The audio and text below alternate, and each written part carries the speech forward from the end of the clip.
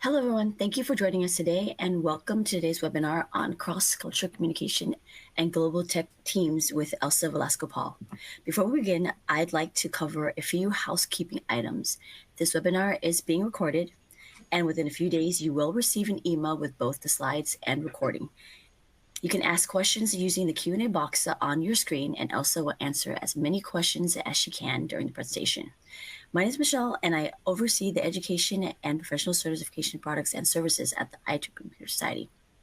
Each month, we host webinars focused on essential business skills designed to help you excel in your current role and support your career growth. Discover effective strategies to build cultural gaps and improve communication within diverse teams. Learn more about this and more with the IT Computer Society Career Center. This is a one-stop shop filled with resume help, advice, and U.S. job posting. Don't miss out and start building your career today. Get started at careers.computer.org. Joining us today is Elsa Velasco Paul, a seasoned entrepreneur and co-founder of the M&E Group LLC, a client success firm based in Tulsa, Oklahoma, established in 1997. With over 2 decades of experience, she specializes in process improvement and strategic implementation across various industries, including retail, oil and gas, and nonprofit. Elsa employs a hands-on, experimental learning approach to help business enhance clients' acquisitions, optimize sales, and drive revenue growth.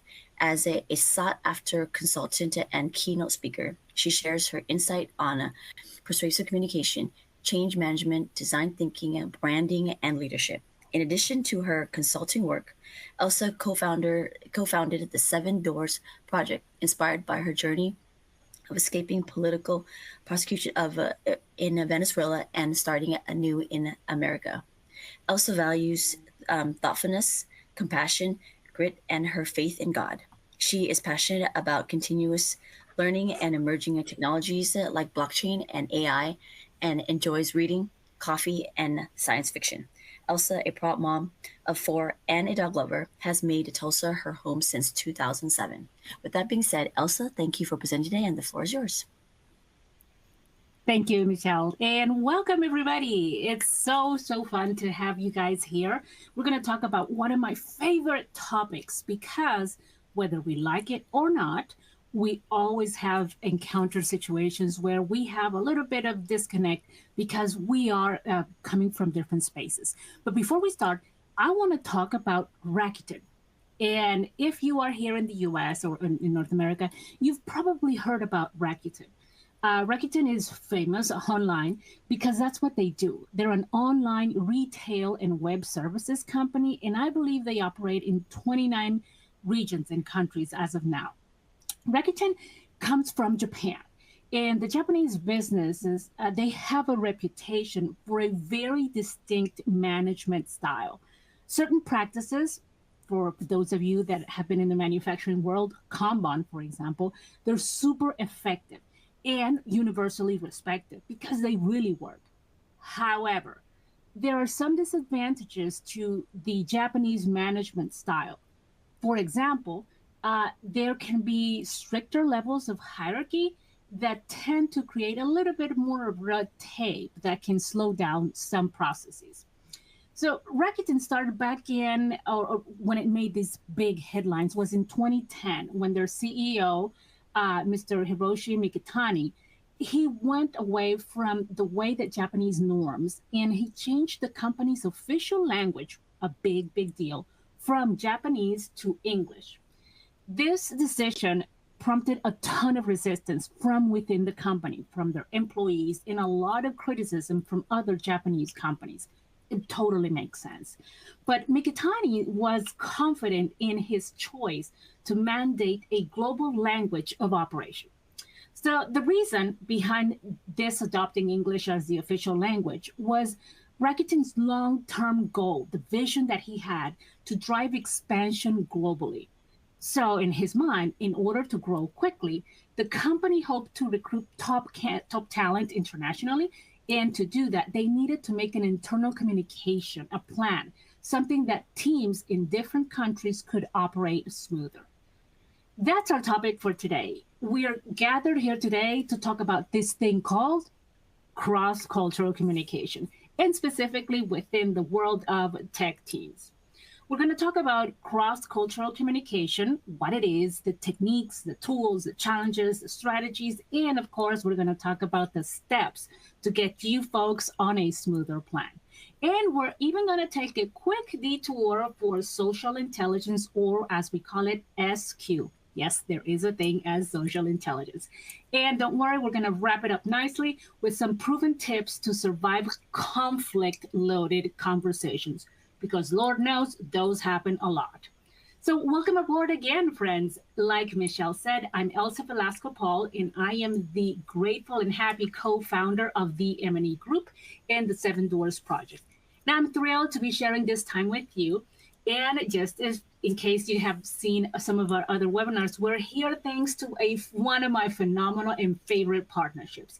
Thanks to the wonderful 4-year partnership with amazing people like Scott, Michelle, Eric. Thank you, folks. You guys make this so, so much fun. And behind the scenes, like Michelle mentioned, we can take your questions because we want to make this all about you. And to take those questions is the other side of the M&E Group. This is the co-founder, Mike Paul. Hey, Mike, do you want to say hi to everybody? Hello, everybody. There you go. And he's going to be here to take care of all your questions. So as you send them in, he is going to very nicely interrupt me and read them so I can take care of them right as we go. We want to take care of you right on the spot. So this is your time. I'm going to unpack it all in a little bit, but yeah, you know what comes next, don't you? Yeah, it's that part that nobody likes, but we have to do. And this is the part where I talk about, the disclaimer and its comments. If you need to share the contents of this presentation, just talk to us. Let us know. We always love to partner with people in new projects. And if you have something interesting, let us know. And please, please, please, do not run with scissors and call your mother. It's super, super important. But I want to know a little bit more about you, specifically about what's going on in your life. And are you experiencing some of these communication issues? What I'm going to show you next is a poll. And I want to know, how would you rate the communication happening at the place where you work? This can be work, college, wherever you are right now. It can be from excellent, communication is phenomenal, you should be teaching this, all the way to good. Yeah, there's some issues happening. Fair, sometimes it's unclear, but it's manageable. You're not going to leave anytime soon. Poor, there's a lot of misunderstandings, there's confusion. You really need some help. In very poor, that communication is so horrible that you are asking for help. You're so confused as to how you've made it so far. So if you wouldn't mind, please click and select which option you like. And then as soon as we have a good number, then we will see what you guys prefer. Let's give it a, maybe let's say less than a minute, and then we'll see what the results come out.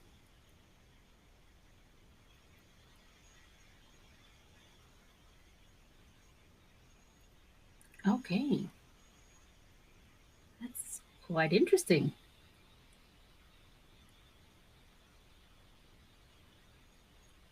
And don't worry, just in case anybody's wondering, this is completely anonymous, so nobody's going to know.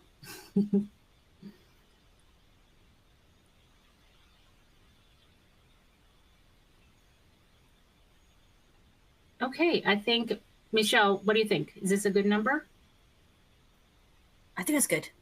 Okay, great. Let's see. All right, this is actually not so far out of the norm. Most of us, we live in this world. Either good, we know that there's some issues, but a lot of people, they say things could be better, and they're not getting better. And some of those reasons why it's not getting better is exactly what we're going to talk about. But you guys know that things often have the coin has two sides. Let's talk about ourselves. Have you ever wondered, how would you rate your communication? That is, are you amazingly good at communicating, or are you okay? You're good. Your communication is usually good. It's effective, but you do need some help. And again, as I'm talking, feel free to go ahead and select. Do you think you're average? I'm okay, but I do sometimes have issues. I stumble upon my words. People ask me to repeat myself. D, I need help. It's challenging. I get nervous. I don't know what I'm saying. I ramble a lot. Or E, poor. Oh, sweet mercy. I need so much help. I don't even know how I communicate on a daily basis. So make your selection, and I'm going to make it a point to combine the first poll and this one. Oh, okay, great job.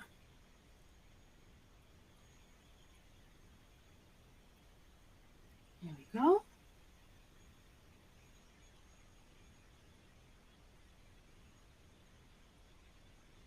Perfect. Okay, let's take a look.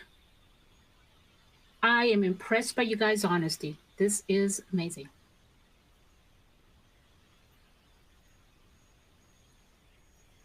Really good. So this is a very famous bias, and it has a little bit of a complicated name, but what it says in a couple of sentences is we often see ourselves better than how we really are. And the way that we can prove this is in the first poll, we said the communication where we go, where we work, is not really that phenomenal. However, we believe that our communication in general is pretty good. We have from 60 to 20.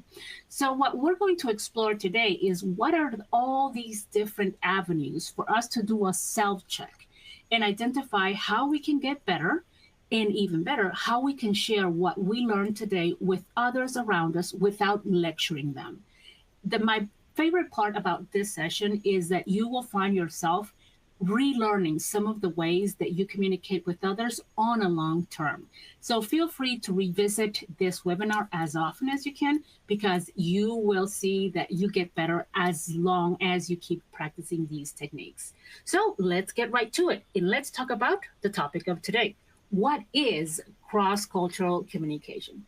Well, cross-cultural communication is a very fancy name for pretty much how do you communicate with others, and how does that relate to other people. But it all started way, way, way back then, especially in the world of globalization.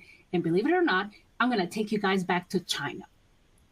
If you've known Alibaba, the huge Chinese e-commerce giant, back in 2018, they made an interesting announcement that I think it went under the table. They made the announcement that they had chosen Xi'an as the site for their new regional headquarters.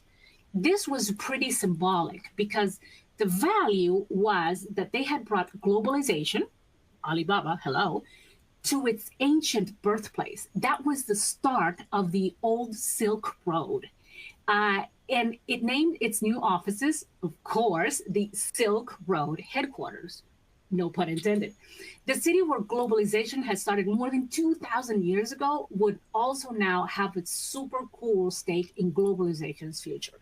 So we've come a huge way, all the way from the discovery, the age of discovery, back from the 15th to the 18th century, through three different iterations of globalization, landing at what many people call today globalization 4.0, and all the way from exporting raw materials in basic goods, from leading as the leading exports, to nowadays when pretty much what we are transacting is digital goods and services. So many things have changed, except one. And that is that at the core, at the center of globalization, is still people. People like you and me, relations, harmony, communication. And that's our frame of reference for today. No matter how advanced our efforts are for sustainable, resilient results, we need to understand cross cultural communication in the context of how, why, and what makes it possible, sustainable, and transformative. Cross cultural communication pretty much is the exchange of information between people. And for it to be cross cultural, we have to be from different cultural backgrounds. And that doesn't mean that we have traveled outside of the borders. It can happen within the same office without us leaving the place. Cross cultural communication is a study, a very interesting study of how people from different cultural backgrounds communicate with each other in different forms, verbally, non verbally. And it also involves understanding and navigating differences in language, cultural norms, values, nonverbal cues, body language, communication styles, even social customs and etiquette. The goal in itself is to foster effective communication and mutual understanding across all of these groups. And the most important thing about understanding why cross cultural communication is important is when we start to talk about social intelligence. Now, social intelligence is probably new for some of you folks because social intelligence starts in where emotional intelligence drops off. Social intelligence is a wide array of social skills that contributes to that effective interpersonal communication, especially when resolving conflicts, because it creates relationships with everybody around us, with our peers, with our coworkers, with the people up and down the ladder. It makes us more approachable. It also improves the way that we relate with others in how we articulate our ideas. So think of social intelligence as that cornerstone for really good and successful relationships, way beyond emotional intelligence. That's why we're talking about SQ or social intelligence today. This world is getting incredibly smaller, like by the minute. So cultural awareness is an essential skill. It's no longer a nice to have. But lucky for you, I know exactly the guy to tell us about dimensions. And that guy's name is Hofstede. So Hofstede is pretty cool because he made a study with IBM, and he pretty much went through thousands and thousands of different surveys, testing people in the world, and he came up with pretty much six different dimensions. And you can go to his website, Gert Hofstede, to find out all the different dimensions. What he came up with, he said, how can I understand the differences in culture across country and discern the ways that business is done across different cultures? Remember when Rakuten was deciding to do English? They did so, but they were still exporting some of their practices and adapting it wherever they went. The importance of all these modules, and I'm going to show you what all of these dimensions show in each one of the countries. It helps us understand how values in the workplace are influenced by culture. So, for example, some cultures prioritize individual achievement, the oneself, while others empathize. They think that collective success is more important. Is one better than the other? Not really. These differences are significantly impacting how team members approach projects, how they solve problems, even how you get promoted. We also need to consider the concept of high context versus low context cultures. So, for example, in high context cultures, like some Asian countries, communication relies heavily on implicit understanding, on nonverbal cues. In contrast, in low context cultures, common, for example, in the US, you have in parts of Europe, we tend to prefer explicit, straight to the point, direct communication. Again, is one better than the other one? Not really. Each one has value in its own because it's culture. So these cultural variations, they really affect tech team dynamics incredibly so. So, for example, a team member from a high context culture might find that that direct feedback that you're giving them is brash. It's not good, and they might feel offended. Whether if the person that is used to that direct style might find the going on and on beating around the bushes is a little bit too long, it might find it rambling. Does that make sense? So that's why I'm going to take you across the world to see these six different dimensions. So let's talk about the first one. And this first one is about collectivism. Now, collectivism is The darker the color, the more individualistic in the sense that culture is. So, individualism is the extent to which people feel independent. They need to prove themselves worthy by their own effort, as opposed to being interdependent or member of a large whole. So, for example, you can see that North America, Canada, they are very individualistic, whereas some other countries, especially in Asian countries, you will find that they value more a collectivist approach. So let's talk about the next one. The next dimension is the power distance. Now, power distance is a bit different. And this one is discussing the extent to which less powerful members of an organization or the institution they accept and expect that power is, let me say this different, is distributed unequally. So, for example, uh, large power distance means it is understood that people of higher power they have more power. People at the top have more power, and that is okay.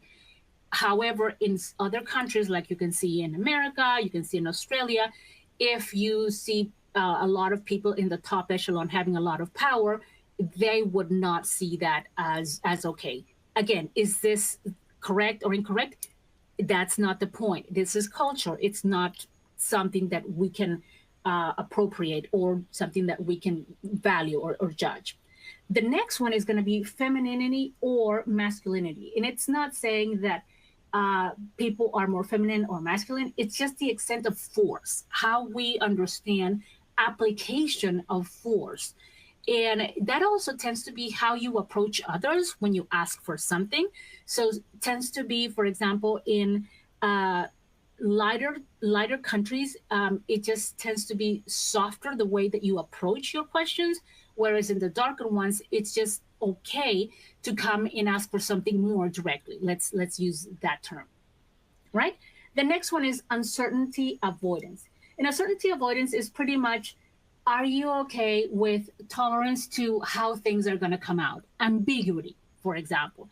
And of course, you can see the same. The darker the tone means that you do not want, you're not okay with it, whereas the other one is you're more accepting of it. Now, short term orientation of versus long term orientation. This is the notion, and this is super interesting. And I think that these two are one of the newer dimensions. The long term orientation is an idea that the world is in flux, it's changing, and we're always preparing for a future because we're always needing to be on ready to pounce.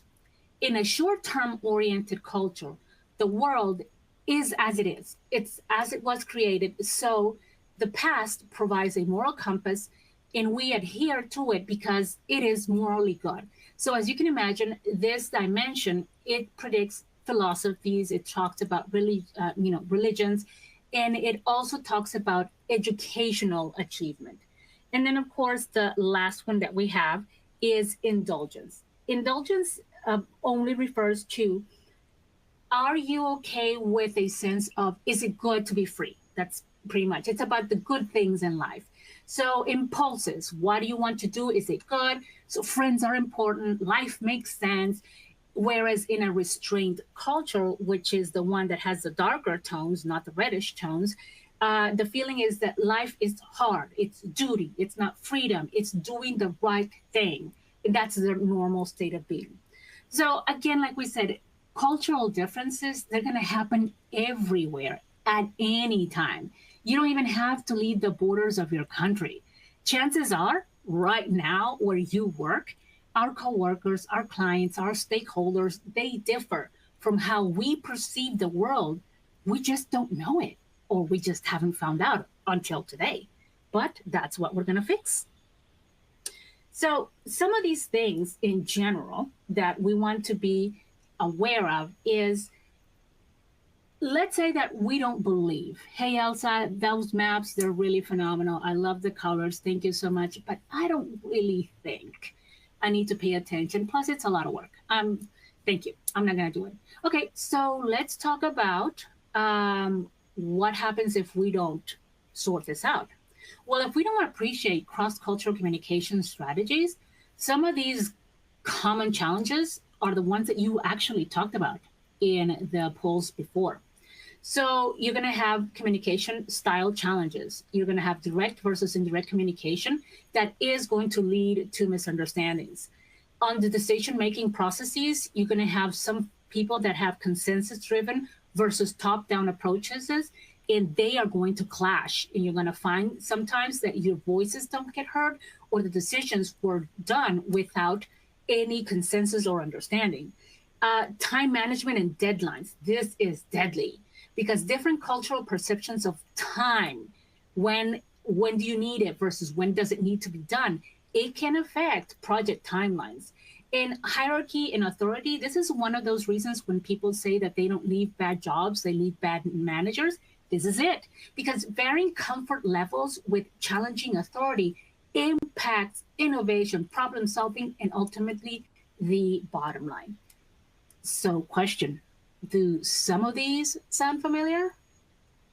I bet they do, don't they? So, I want to ask you guys this. In any of these situations, and I want you to pick one, have you experienced at work any of these in the last 6 months? And you have misunderstandings, you have recurring conflict, often over the same topic, you have reduced productivity, isolation or cliques, stereotyping, difficulty in decision making, uneven participation, non-verbal misinterpretations, ineffective feedback, or time management issues. So let me know which ones, and then we'll see at the end which one you guys are selecting. And maybe we'll have one that most of you are getting impacted by. Interesting.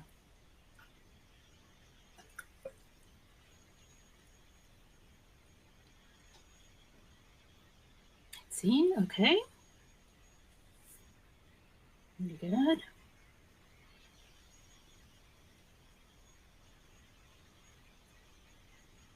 Excellent.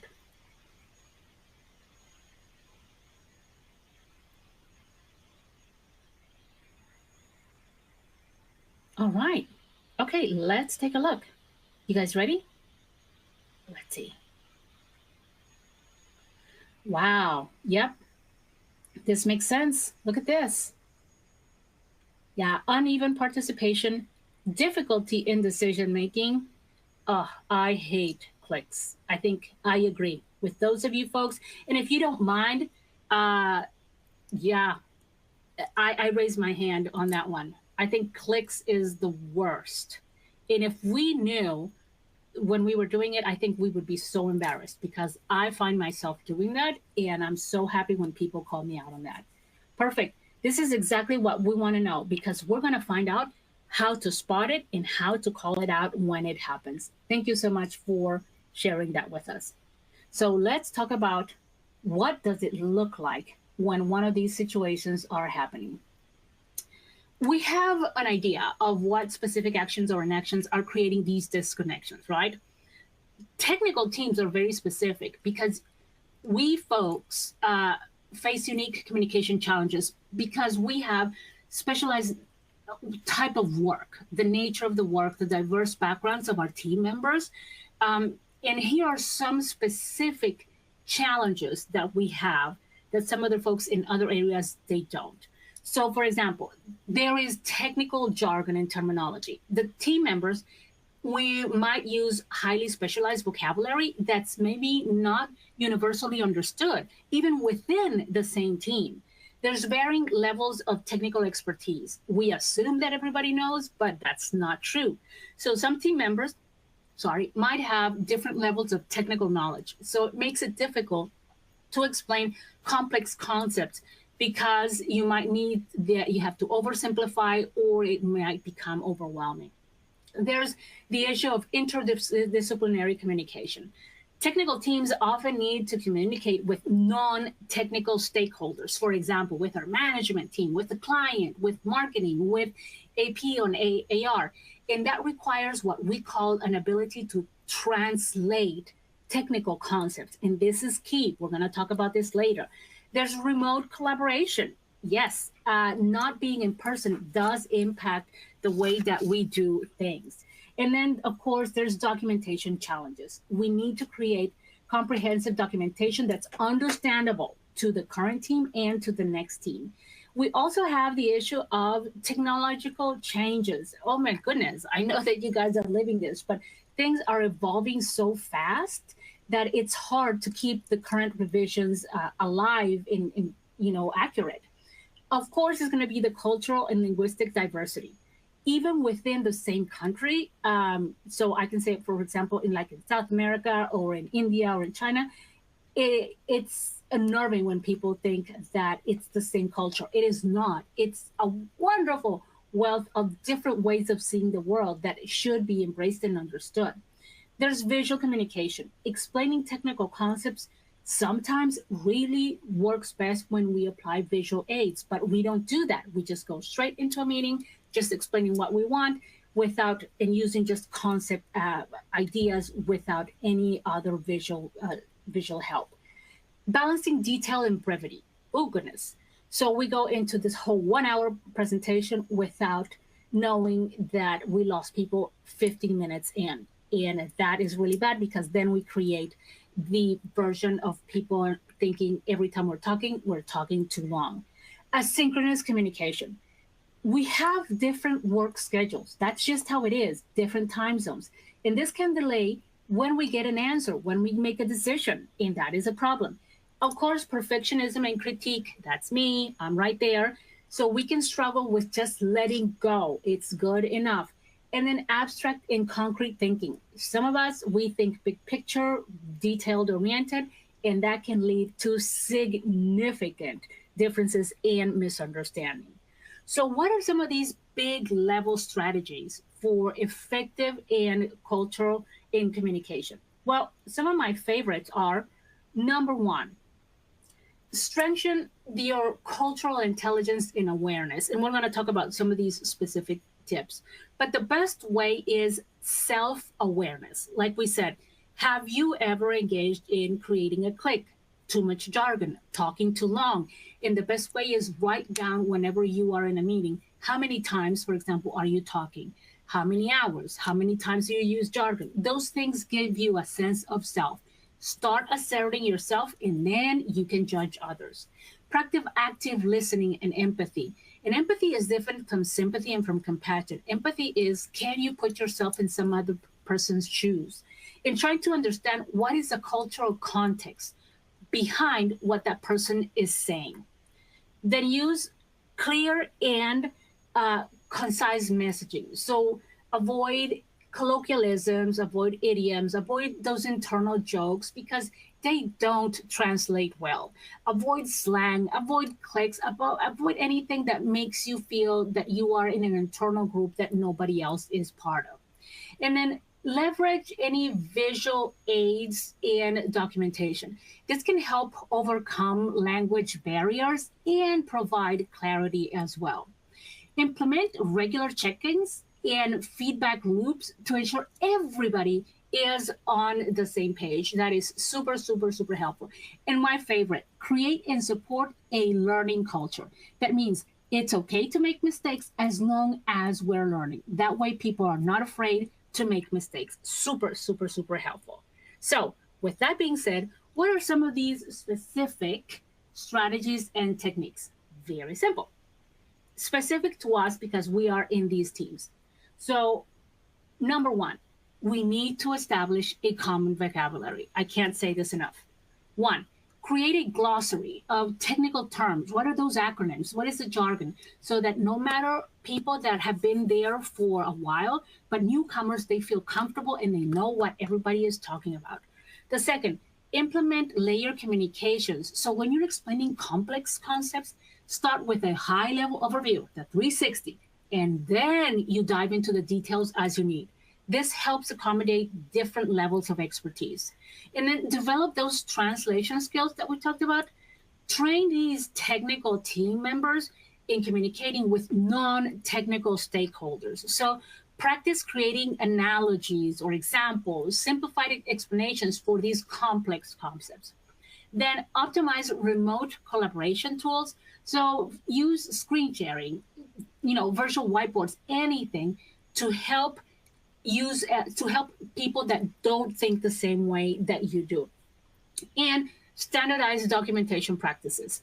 We need to use the same type of templates as style guides so that we don't have to make another learning process every time that we open a document.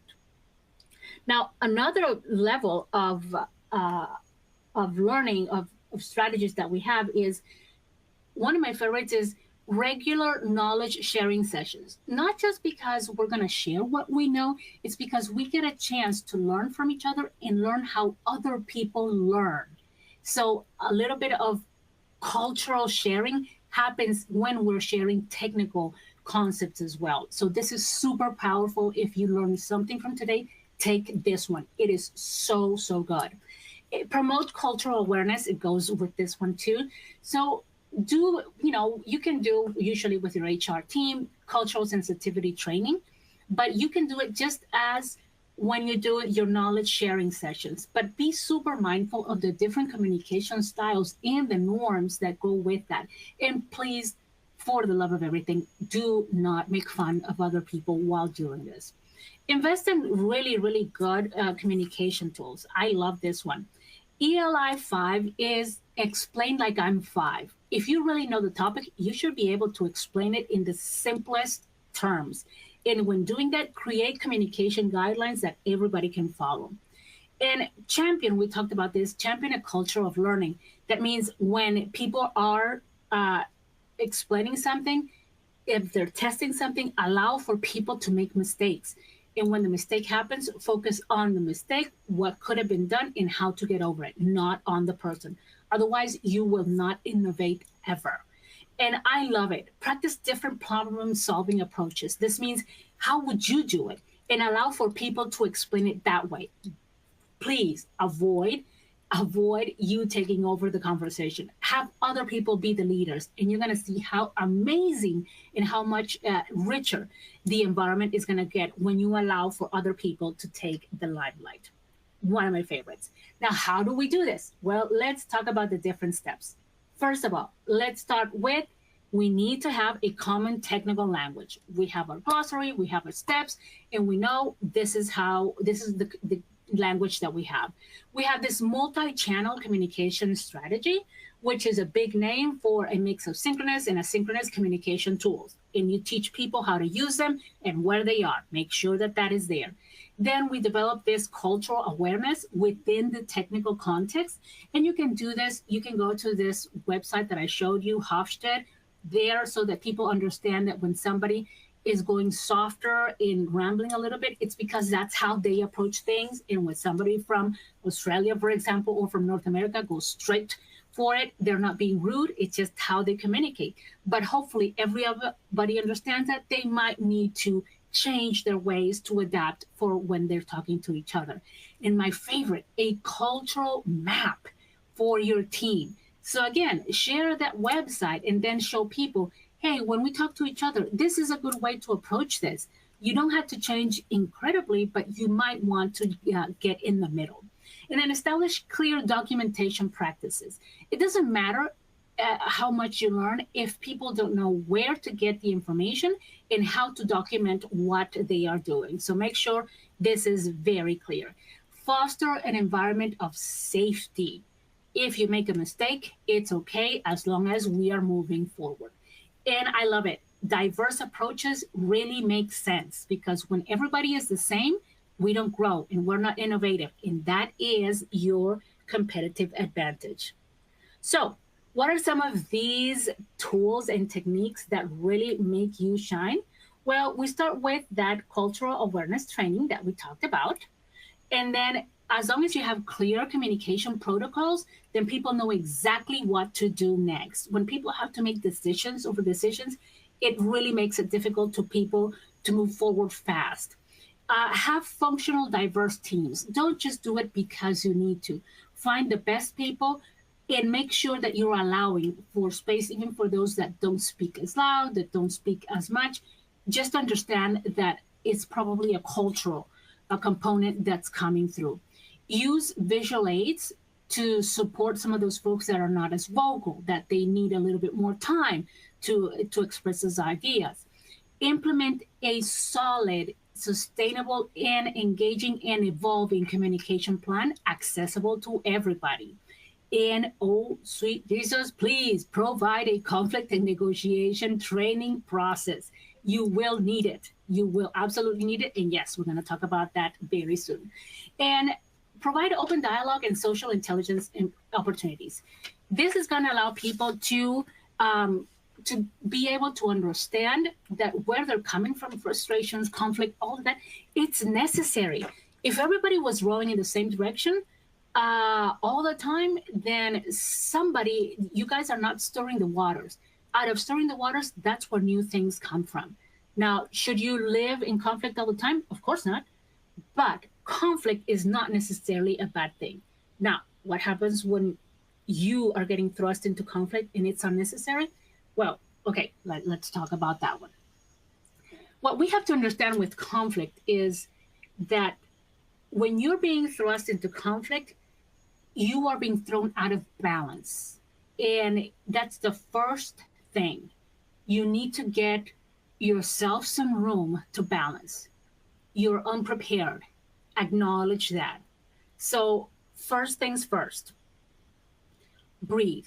I like to say that the first thing that should come out of your mouth in a conflictive situation is your breath. So, for example, if somebody comes at me and says, "Hey, I want to understand why you said that in that meeting," do not react.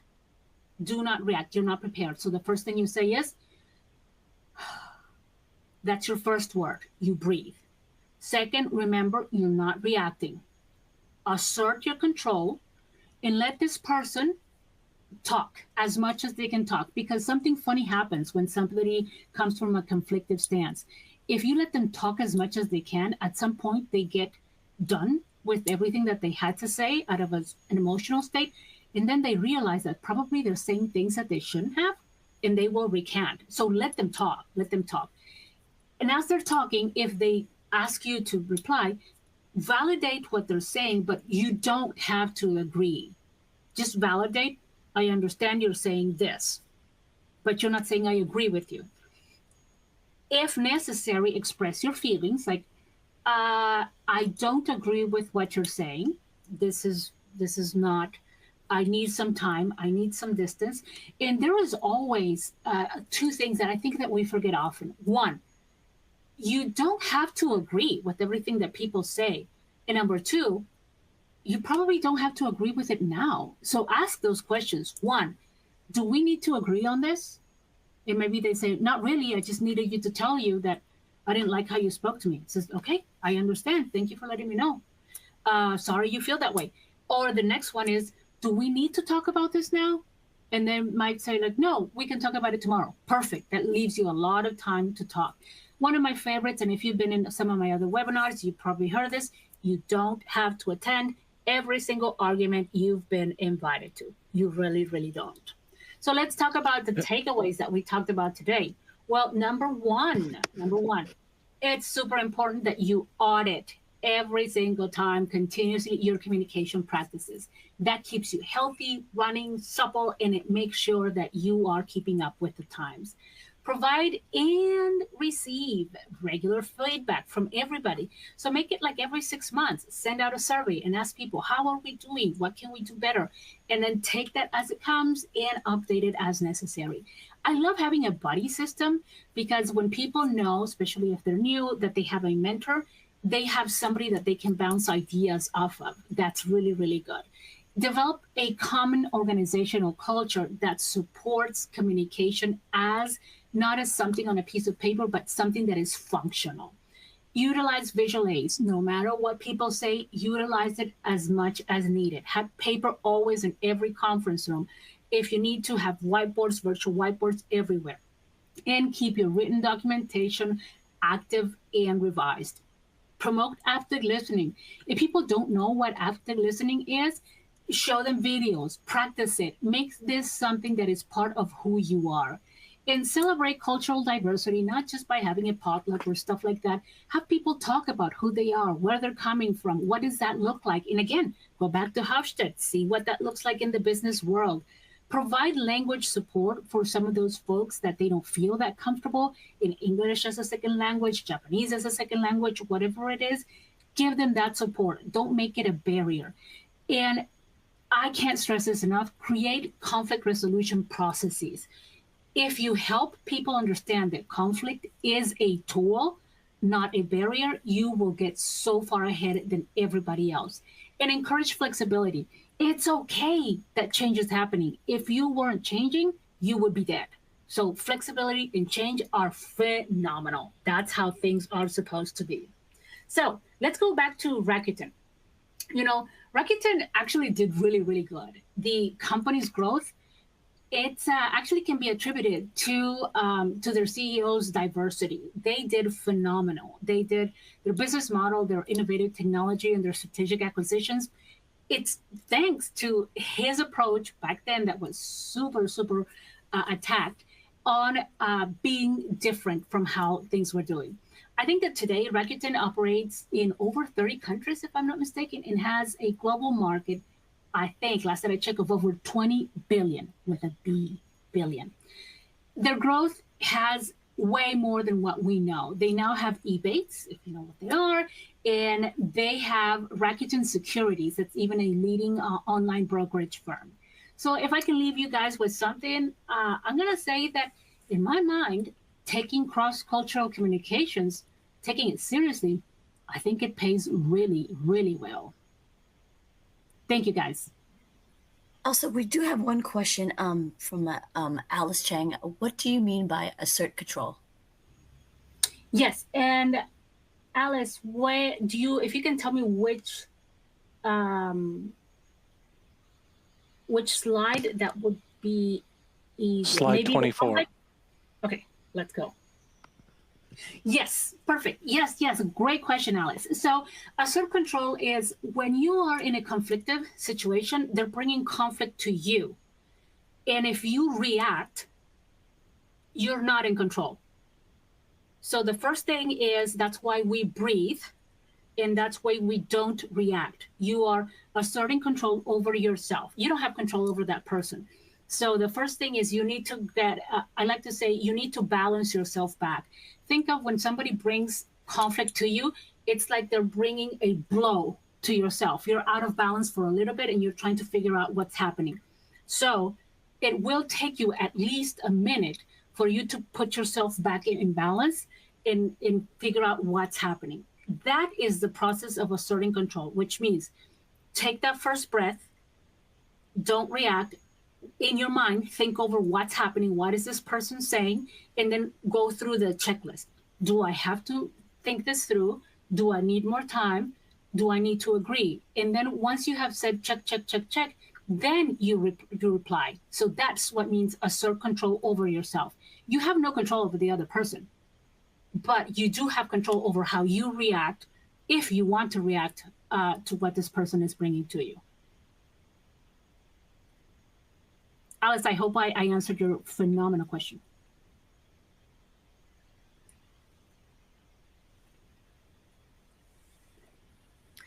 Also, I don't see any other questions coming in. Do you want to wait about a minute just in case Absolutely. people are thinking of questions? Okay. Yes, yes. I loved Alice's question, by the way.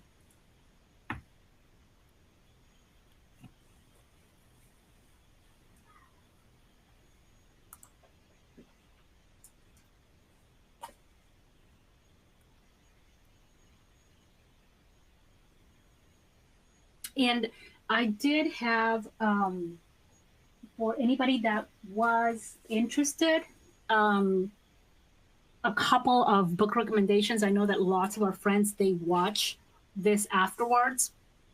So I'll read them for you folks, and maybe we can share them later. Does that work? One of my favorites, tons of tests in there, is How the World Sees You, and that's by Sally Hogshead. Lots of fun. if you do find yourself interested in anything conflict, how to handle these awful conversations better than difficult conversation or anything like that, I love crucial confrontations. And that one is by Carrie Patterson, Joseph Grenny, Ron Macmillan, and Al Switzer. Uh, Crucial conversations. It's better than all the others that you've probably heard about. And if you like, or if you want something to do with your team, you're like, okay, Elsa, how can I get my team to get engaged and participate? One of my favorites, and I think I talked about it in one of my other webinars, is Tinker Toys. Tinker Toys is pretty much how can you get business creativity, but it's also a really good way to get the team interacting with each other and talking about themselves. And that one is by Michael Michalko, Michalko. It's pretty much a book of how to do cool stuff and break the ice and get creativity flowing. But I have used it multiple times with clients, and it's phenomenal. It's people as they're engaging in doing activities together, they end up opening, and it's phenomenal to create a great environment of participation and collaboration and cohesion. So I wanted to share those with you guys.